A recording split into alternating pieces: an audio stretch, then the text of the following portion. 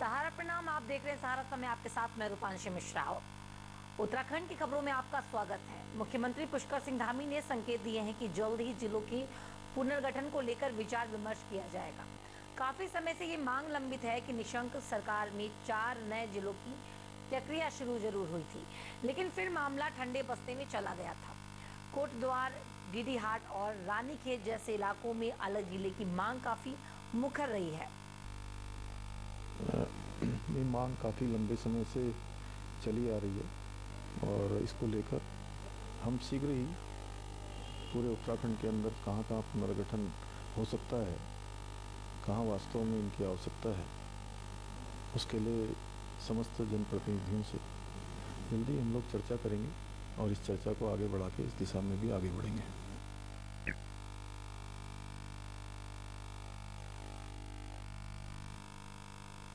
और इस खबर पर अधिक जानकारी के लिए एसोसिएट एडिटर ज्योत्सना हमारे साथ में जुड़ चुकी हैं। ज्योत्सना, क्या कुछ अधिक जानकारी है? बिल्कुल, देखिए रूपांशी, बहुत लंबे समय से उत्तराखंड में अलग जिलों की मांग होती रही है, क्योंकि जब राज्य बना तब 13 जिले थे। कई जिले बहुत भौगोलिक स्थिति से कह सकते हैं कि दुर्गम है।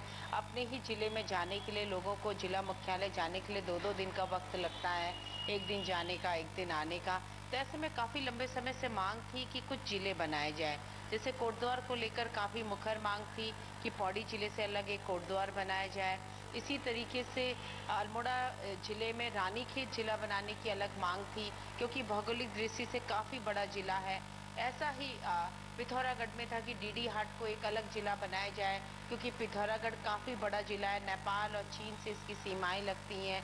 इसी तरीके की कुछ मांग काशीपुर की भी थी, उधम सिंह नगर से अलग हट करके काशीपुर को बनाया जाए। और ऐसी ही मांग उत्तर काशी में भी थी कि उत्तर काशी से अलग हट करके पुरोला बड़कोट को एक अलग जिला बनाया जाए। तो ये बातचीत हमेशा से होती रही है, लेकिन जब रमेश पोखरियाल निशंक मुख्यमंत्री थे तो उन्होंने 4 जिले बनाने की घोषणा जरूर की थी, लेकिन जब उस घोषणा को एग्जीक्यूशन में आना था, यानी कि उसकी प्रक्रिया शुरू होनी थी, फिर वो ठंडे बस्ते में चली गई। ये मामला 2010 का है। 12 साल बाद जिलों का चिन्ह जो बोतल से बाहर आया है रूपांशी, और एक बार फिर वर्तमान मुख्यमंत्री पुष्कर सिंह धामी ने नए जिलों की बात कही है, और उन्होंने कहा है कि नए जिलों के लोग लेकर वो रायशुमारी करेंगे, क्योंकि जैसे मैंने कहा कि मांग तो काफी जिलों की है, लेकिन तकनीकी आधार पर, प्रशासनिक आधार पर कितने जिले बन सकते हैं माफ कीजिए, इससे पहले गैरसैंण जिले की भी मांग की बात आई है कि गैरसैंण में आपने ग्रीष्मकालीन राजधानी बना दी है, तो उसका मैनेजमेंट बिल्कुल अलग होना चाहिए, तो उसे भी एक अलग जिला बनाया जाए। तो अब देखना होगा कि आगे किस तरीके से प्रक्रिया चलती है, किस तरीके से बातचीत होती है। अब वैसे मैं आपको बता दूं कि बीजेपी के संगठन के लिहाज से ऑलरेडी यहाँ पर 18 जिले पहले हुआ करते थे। हालांकि बीच में वो खत्म हो गए थे, लेकिन फिर से हाईकमान ने अप्रूवल दे दिया और बीजेपी यहाँ पर 18 संगठन जिलों के हिसाब से चलती है। तो ऐसे में लग रहा है कि कहीं ना कहीं मुख्यमंत्री के दिमाग में भी है, प्रशासनिक आधार पर भी उनको रिपोर्ट है कि काफी जिलों के कानून व्यवस्था को बनाए रखने में दिक्कतें आती है, टोपोग्राफी काफी टफ है। तो ऐसे में अगर वो 2 पार्ट में बढ़ जाए तो काफी सहूलियत होगी। लेकिन सबसे बड़ी बात यही है रूपांशी कि 2010 में अलग जिलों का एक सपना सब लोगों ने देख लिया था, लेकिन वो साकार नहीं हो पाया। अब 12 साल बाद मुख्यमंत्री धामी किस तरीके से इस सपने को साकार करेंगे, ये देखना होगा। ये बात होगी कि किस तरीके से उन्होंने, जिस तरीके से उन्होंने संकेत दिए हैं कि जिलों का पुनर्गठन होगा, ये देखने वाली बात होगी, और इससे उत्तराखंड के लोगों में कितनी खुशी है, ये भी देखने वाली बात होगी।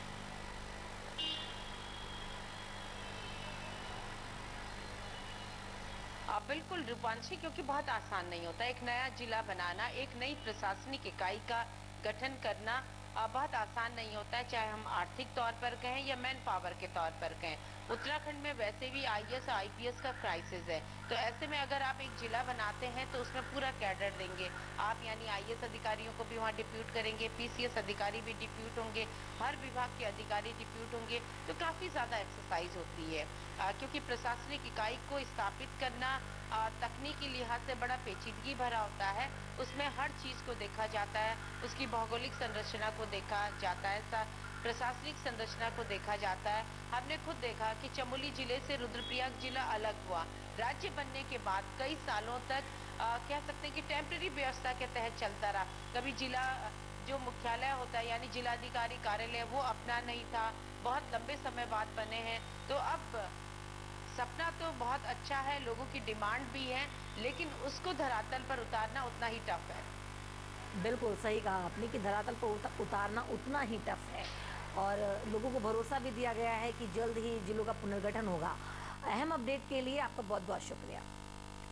उत्तराखंड विधानसभा भर्ती प्रकरण में पूर्व सीएम त्रिवेंद्र सिंह रावत ने कहा कि उन्होंने तभी कहा था कि सभी तरह की भर्तियों में पारदर्शिता बरतनी चाहिए। पूर्व सीएम के इस बयान के बाद भर्तियों को लेकर चल रहा है विवाद और जोर पकड़ सकता है। इस मामले में इस समय बीजेपी कांग्रेस में आरोप प्रत्यारोप का दौर चल रहा है। त्रिवेंद्र सिंह रावत 2017 से 2021 तक मुख्यमंत्री रहे थे। रावत ने कहा था कि इस मामले में विधानसभा अध्यक्ष के फैसले का इंतजार करना चाहिए। उनका कहना है कि भर्ती को लेकर उनका पुराना अनुभव खराब था, इसलिए उन्होंने पारदर्शिता बरतने की बात कही थी।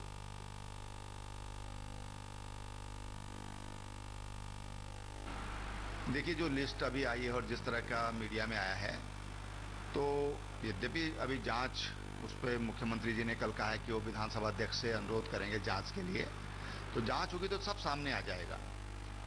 और विधानसभा अध्यक्ष जी कह रहे हैं कि भाई हमने बिल्कुल सही किया है, तो मैं समझता हूँ कि थोड़ा जांच की इंतजारी करनी चाहिए और जांच में सब चीज़ें सामने आ जाएंगी। आपको लगता नहीं है लिस्ट देखने के बाद कि कहीं ना कहीं कुछ तो गड़बड़ हुई है? हमें लिस्ट देखी कहाँ है? मेरे पास कहाँ किसी ने लिस्ट भेजी है? आपके शासनकाल में भी नियुक्ति की बात चली थी, तब आपने कुछ स्टेप उठाए थे, कुछ सजेशन? नहीं, हम देखो, हमने एक कोशिश की कि हम एक साफ सुथरी व्यवस्था राज्य को दें और इसलिए हमने तमाम जगह पारदर्शिता बरतने का प्रयास किया। हमने अधिकारियों से कहा कि भाई कोई भी काम होना हो तो वो साफ सुथरे तरीके से होना चाहिए और अगर गड़बड़ होती है तो उसकी जिम्मेदारी आपकी होगी।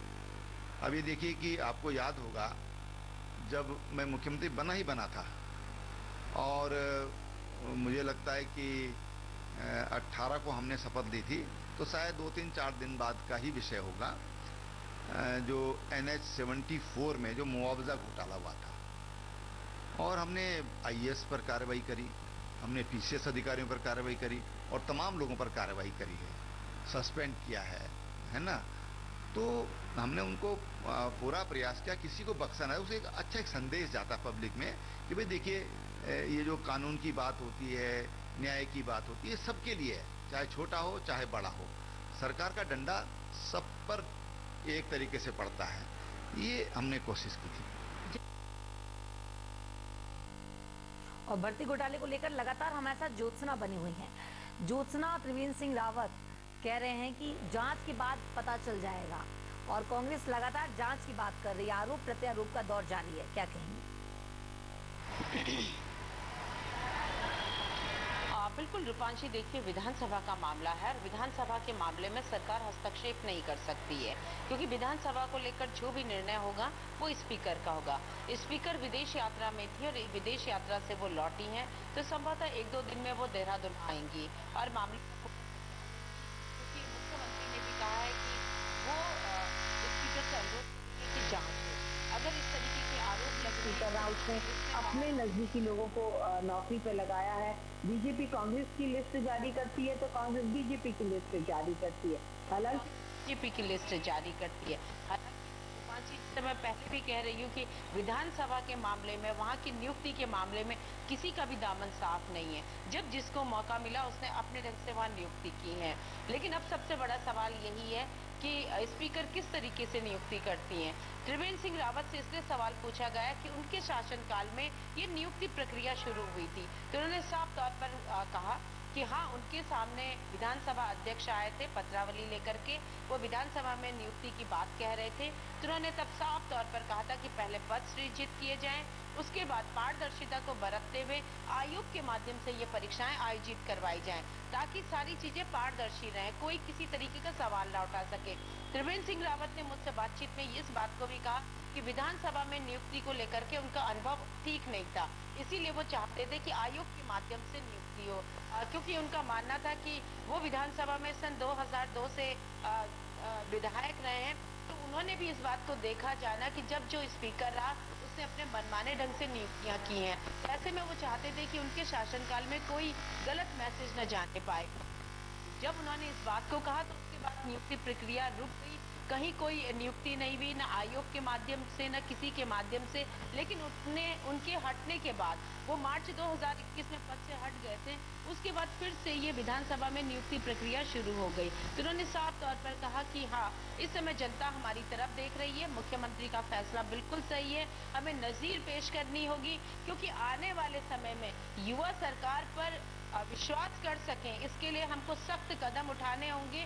उन्होंने यहाँ तक कहा कि कोई भी दोषी हो उसको बख्शा नहीं जाना चाहिए, और युवा इस समय छला अगर महसूस कर रहा है तो हमारी ही जवाबदेही है कि जनप्रतिनिधियों के प्रति उसका विश्वास भी जागे। तो ये अपने आप में बहुत बड़ा सवाल है। रही बात कांग्रेस की, बिल्कुल, सरकार भी लगातार यही कह रही है कि जो भी दोषी होगा उससे बख्शा नहीं जाएगा। अहम जानकारी के लिए आपका धन्यवाद। महिला आरक्षण और भर्ती घोटाले को लेकर देहरादून के शहीद स्थल पर राज्य आंदोलनकारियों की अहम बैठक हुई। भर्ती प्रकरण को लेकर नेताओं ने खासा गुस्सा जाहिर किया है, और इन नेताओं का कहना है कि उन्होंने भर्तियों के लिए अलग आयोग के गठन की बात कही थी, जिसके बाद अधीनस्थ सेवा चयन आयोग बना था, लेकिन ये लूट का आयोग बन गया है। राज्य आंदोलनकारियों ने कहा कि अगर सब कुछ ठीक नहीं किया गया तो वो फिर से एक और आंदोलन करने को विवश होंगे। बिल्कुल सरकार की गलती है, क्योंकि ये जो राज्य बना है ना सर, ये राज्य इसीलिए बना है ताकि यहाँ के युवाओं को, यहाँ की महिलाओं के विकास की बात हो, उनकी शिक्षा की बात हो, उनकी रोजगार की बात हो। आज आप 30% आरक्षण जो है उसे छीन देते हैं, उसे कह देते हैं कि आप इस आरक्षण के लायक नहीं है। अरे भाई, क्यों लायक नहीं है? हम तो लायक प्रदेश के लिए भी नहीं थे, लेकिन हमने प्रदेश बनाया है ना, तो आपको कुछ नीतियों पे काम करना पड़ेगा, और सरकार को सोचना पड़ेगा कि जो 30% आरक्षण है ये हमारा हक है। मैं यहाँ पे बच्चों को यही कहना चाहूंगी, अपने आंदोलनकारी साथियों के साथ मिलकर के, जिस तरह से अभी इन्होंने वो अग्निपथ योजना बनाई और उसमें बच्चों ने, एक बच्चे ने आत्मदाह किया, तो मैं कहूँगी ये जो सरकार है बच्चों को मानसिक तौर से विकलांग कर रही है, ताकि तो बच्चे एक होकर के खत्म हो जाएं। मैं बच्चों को यही संदेश देना चाहती हूँ कि आप लोग इस तरह से मानसिक तौर से ये जो सरकार चाह रही है उस इच्छा को पूरा मत होने दीजिए। अपने ऊपर विश्वास करिए और अपने इस आंदोलन साथियों पर विश्वास करिए, जिन्होंने आप लोगों के लिए ही ये सारा आंदोलन लड़ा है, उत्तराखंड बनाया है। हम सब जो सड़कों पे आए, हमारे खेतों में हरियाली थी, दूध की नदियां बहती थी, हम क्यों आए सड़कों में? इसलिए तो आए थे कि हमारे बच्चों को नौकरी मिले। लेकिन आज हमारे बच्चों के साथ उत्पीड़न हो रहा है, हमारे बच्चों को मानसिक रूप से विकलांग बनाया जा रहा है, ये बहुत गलत है। देखिए, आने वाले टाइम पे अभी ये आया है कि सरकार, हम माननीय मोदी जी को एक ज्ञापन देंगे। गांधी एक ऐसा शब्द है, उसी गांधी के शब्द पे इस राज्य की जो है, बिल्कुल जो हमने आंदोलन किया था वो गांधीवादी तरीके से शुरू किया था, उल्टा हमने शहादत दी। 42 से ऊपर शहादतें इस राज्य में दी हैं, जिसमें युवा, बुजुर्ग, महिला सब ने शहादत दी है। सैनिक, कर्मचारी से लेकर तमाम लोगों ने इसमें सहभागिता निभाई है, व्यापार मंडल ने सहभागिता निभाई है। और आज हमको लूटने और उसका काम किया जा रहा है, ठगने का काम किया जा रहा है, ये बर्दाश्त नहीं होगा। ये धरना दिया जाएगा, एक सांकेतिक धरना होगा, और तमाम हम छात्रों को दोबारा लामबंद करने जा रहे हैं, महिलाओं को लामबंद करने जा रहे हैं कि आगामी आने वाले समय में अगर जनप्रतिनिधि नहीं चेते तो मुंह काला करने से भी बाज नहीं आएंगे। और अब हमारे कुछ लोग विधानसभा जाएंगे, हम देखना चाहते हैं सरकार पे ये उसको तंज समझिए, यह एक उनको कि पिछला दरवाजा है कौन सा, वो इतना कमजोर दरवाजा कैसे है कि हर विधानसभा अध्यक्ष जो है अपने रिश्तेदारों को अंदर भरे जा रहा है, अपने संगठन के लोगों को अंदर भरा जा रहा है, और उन शहीदों की और उन जो है बेरोजगारों की जो उपेक्षा कर रहा है। उत्तराखंड कांग्रेस का कहना है कि पेपर लीक मामले में एसटीएफ नहीं बल्कि सीबीआई जांच होनी चाहिए। पार्टी ने सवाल उठाया है कि इतना बड़ा तामझाम होने के बाद भी पेपर कैसे लीक हो गया था। कांग्रेस का कहना है कि ये पता लगाया जाना चाहिए कि इसके पीछे आदमी रहा है या जो संरक्षण देता था। इस मामले में अब तक 30 आरोपी गिरफ्तार किए जा चुके हैं।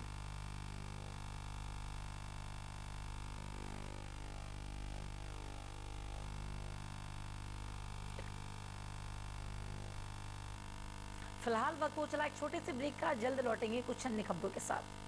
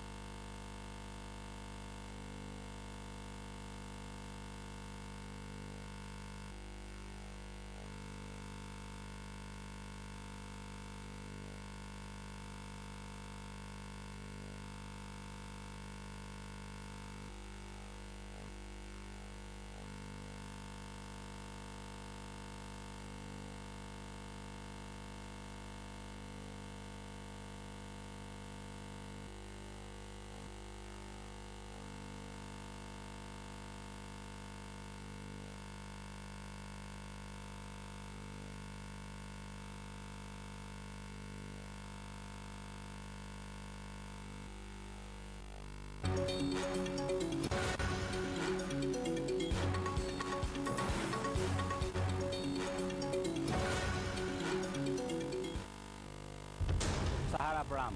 हस्तक्षेप में आपका स्वागत है। आज हमारे साथ एक ऐसी शख्सियत हैं। आप हमारे दर्शकों को समझाइए। किसी को कन्विंस न कर सको तो कंफ्यूज करो। अंदाज से नहीं चलता है देश चलता है व्यवहार और कानून से। और बीमारी तो किसी को पूछ के नहीं आती, वो गरीब को भी आती है और अमीर को भी आती है।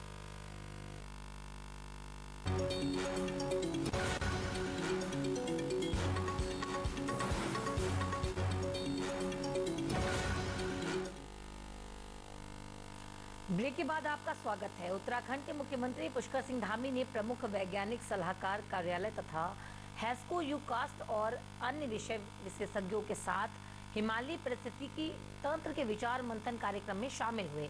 यह कार्यक्रम मुख्यमंत्री सेवक सदन में उत्तराखंड @25 आदर्श चंपावत के अंतर्गत आयोजित किया गया। इसके बाद सीएम चंपावत के दौरे पर गए, जहां पर स्थानीय जनता की सुविधा के लिए मुख्यमंत्री कैंप कार्यालय का शुभारंभ किया। यह कार्यालय टनकपुर में खोला गया।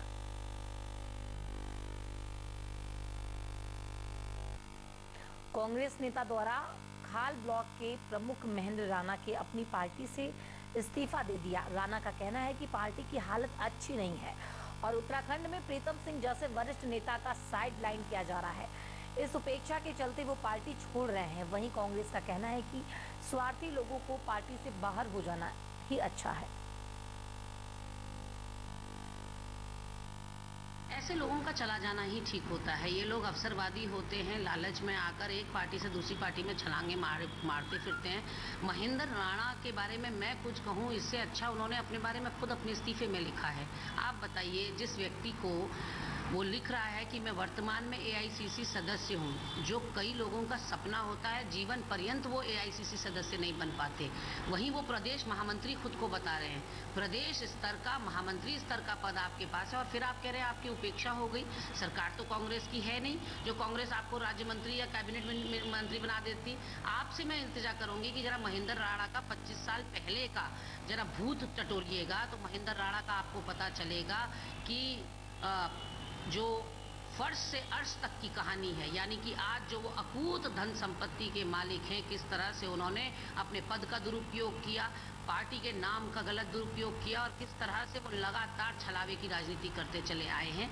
और आज उनके ऊपर तमाम उनके विभागों में वित्तीय अनियमितता के आरोप लग रहे हैं। इसलिए वो सत्ता की गोद में जाकर बैठ गए हैं, जो कि बहुत पहले से हमें पता था ऐसा होने वाला है। उत्तराखंड उच्च न्यायालय ने राज्य में प्लास्टिक निस्तारण को लेकर हो रही लापरवाही पर कड़ा रुख अपनाया है। साथ ही न्यायालय के आदेशों की अनदेखी पर कहा कि न्यायालय के न्यायाधीश के साथ संबंधित अधिकारी 8 सितंबर को धनचुली क्षेत्र का निरीक्षण करेंगे। साथ ही मामले की सुनवाई 12 सितंबर को होगी। एक याचिकाकर्ता के उच्च न्यायालय में याचिका डाली थी कि प्रदेश में प्लास्टिक का निस्तारण सही तरीके से नहीं हो रहा है, जिसके बाद न्यायालय ने प्रशासन को आदेश देकर निस्तारण सही तरह से करने की बात कही थी। प्लास्टिक वेस्ट मैनेजमेंट को लेकर पिछले कुछ समय से कोर्ट ने इस मैटर में बहुत सी डायरेक्शंस किए हैं, जिनका ज़मीन पर धरातली अनुपालन नहीं हो पा रहा है और बहुत सी डायरेक्शंस फॉलो नहीं हो रही है। तो याचिकाकर्ता की ओर से ये कोर्ट में मेंशन किया गया था कि बहुत जगह पर ये देखने में आ रहा है कि कोर्ट की डायरेक्शंस को फॉलो नहीं किया जा रहा। तो कोर्ट ने इस बात का संज्ञान लेते हुए इस बात पर सहमति जताई कि कोर्ट के भी संज्ञान में प्रैक्टिकली जब जजेस जाते हैं तो ये विजिट में आया है कि डायरेक्शंस को फॉलो नहीं किया जा रहा। प्लास्टिक वेस्ट के निस्तारण की स्थिति बड़ी दयनीय है। तो कोर्ट ने इसी मामले का संज्ञान लेते हुए ये तय किया है कि आखिर डायरेक्शंस को फॉलो करने में क्या दिक्कत आ रही है, इसको धरातल पर देखने के लिए कोर्ट स्वयं ही इनिशिएटिव लेगा, जिसमें माननीय न्यायाधीश को एक और उसके अलावा जो अन्य अधिकारी हैं जिम्मेदार और जो पक्षकारों के वकील हैं, वो पायलट प्रोजेक्ट के तौर पे एक जगह तय की गई है, वहाँ पर जाएंगे और ये देखेंगे कि डायरेक्शंस के फॉलो करने में प्रैक्टिकल डिफिकल्टीज क्या क्या आ रही हैं। उत्तराखंड हाईकोर्ट ने पीसीएस परीक्षा में उत्तराखंड की महिलाओं को 30% क्षैतिज आरक्षण पर रोक के बाद हाईकोर्ट ने दूसरे राज्य की महिलाओं को एक और राहत दी है। अदालत ने राज्य लोक सेवा आयोग को नए सिरे से कट ऑफ लिस्ट तैयार करने के निर्देश दिए हैं। इस फैसले से दूसरे राज्य के उन महिला अभ्यर्थियों को उत्तराखंड सम्मिलित राज्य सिविल प्रवर अधीनस्थ सेवा परीक्षा में बैठने का अवसर मिलेगा, जो न्यूनतम कट ऑफ से ज्यादा अंक प्राप्त करने के बावजूद उत्तराखंड की महिलाओं को 30% आरक्षण के कारण परीक्षा से बाहर हो गए थे। मुख्य न्यायाधीश विपिन सांघी एवं न्यायाधीश आरसी खुल्बे की खंडपीठ के सामने लखनऊ निवासी की ओर से दायर याचिका पर सुनवाई हुई है।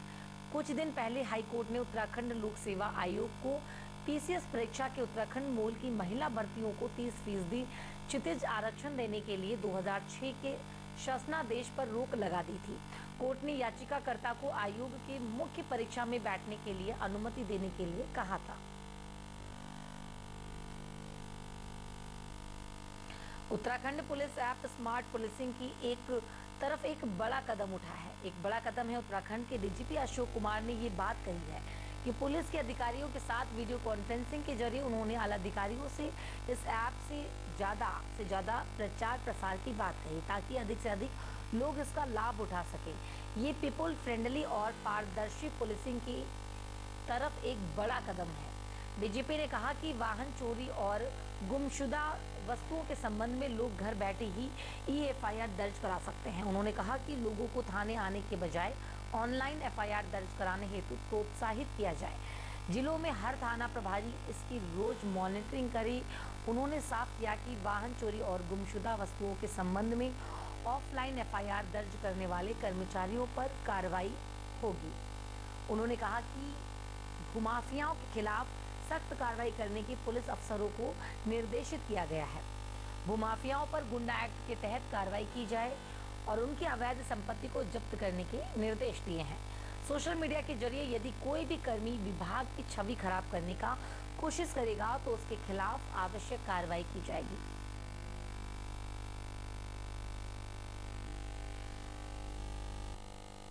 देहरादून में ऑनलाइन फूड बिक्री की आड़ में नशे का कारोबार करने का पता चला। आपको बता दें कि जोमेटो और स्विगी के ग्राहकों को कुछ लोग नशा परोसते थे। क्लेमेंट टाउन पुलिस का कहना है कि उसने 3 आरोपियों को पकड़ा है। दावा है कि ये आरोपी जोमेटो से खाना मंगाने वालों को स्नैक बेचने की पेशकश करते थे। पुलिस ने इनके पास से 7 लाख रुपए की स्नैक और 50,000 नकदी और लग्जरी मोटरसाइकिल बरामद की है।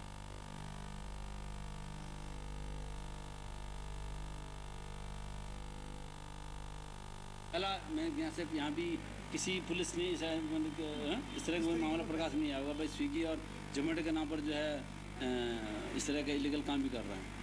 देश भर में 10,000 के इनाम देने कर दिया घोषणा। 10,000 का जो है उनको नगद पुरस्कार, और इसमें सरिता डोभाल और एएसपी हमारे सर्विस पवार हैं, इनकी दोनों की मेहनत, इन दोनों के सुपरविज़न और हमारे जो एसओ साहब हैं उसके विशेष रूप से उसने पूरा फील्ड का काम किया, तो उसको उनकी टीम को 10,000 रुपये के इनाम में घोषणा करें। पूरे देश की तरह उत्तराखंड में गणेश उत्सव की धूम है। मूर्तिकार खुश है कि कोरोना से निजात पाकर उनका काम लोगों तक पहुंचा है। शहर में इस समय अलग अलग तरीके से गणेश छाए हुए हैं। स्थानीय लोग विधि विधान के साथ मूर्तियां घर पर ले जा रहे हैं।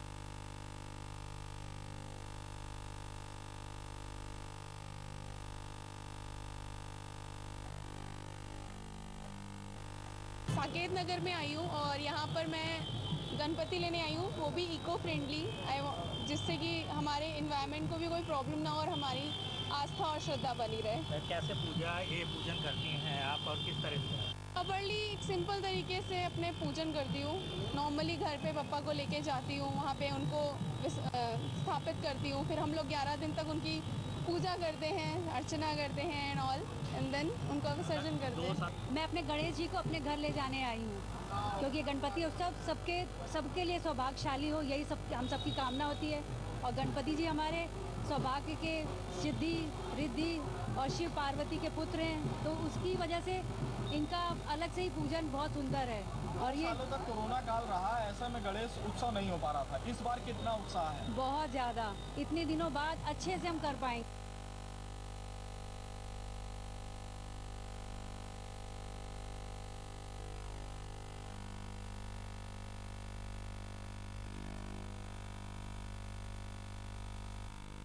फिलहाल इस बुलेटिन में अभी बस इतना ही। बने रहिए सारा समय के साथ और मुझे दीजिए इजाजत।